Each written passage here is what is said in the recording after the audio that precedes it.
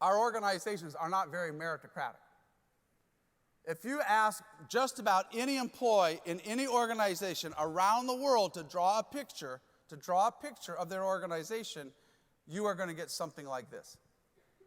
This is one of humanity's most durable and scalable social structures. It was a structure Pharaoh used to build the pyramids, Henry Ford used to build his empire. It's rooted as far back in history as you can go, but I can tell you, it is not a network.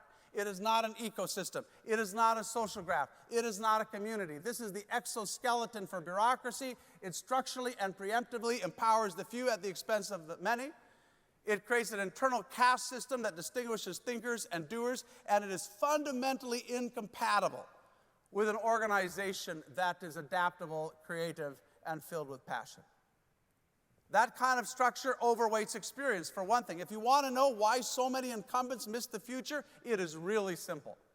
When you give the responsibility for setting strategy and direction to a few people at the top, as we do, then they are able to hold the organization's capacity to change hostage to their own personal willingness to adapt and change. And until they're willing to let loose of those legacy mental models, the organization is stalled.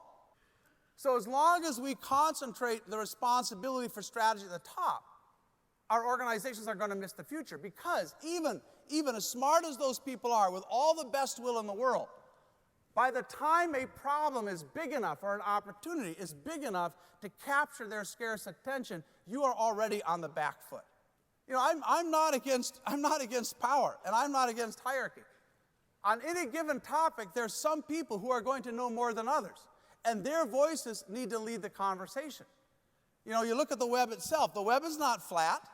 There's a hierarchy. Some people have more followers on social media than others, but critically, on the web, you get followers only if you are worth following. If people think you have something interesting to say, they want to know what's going on in your life, they follow you. I think that's what power needs to be like in our organizations.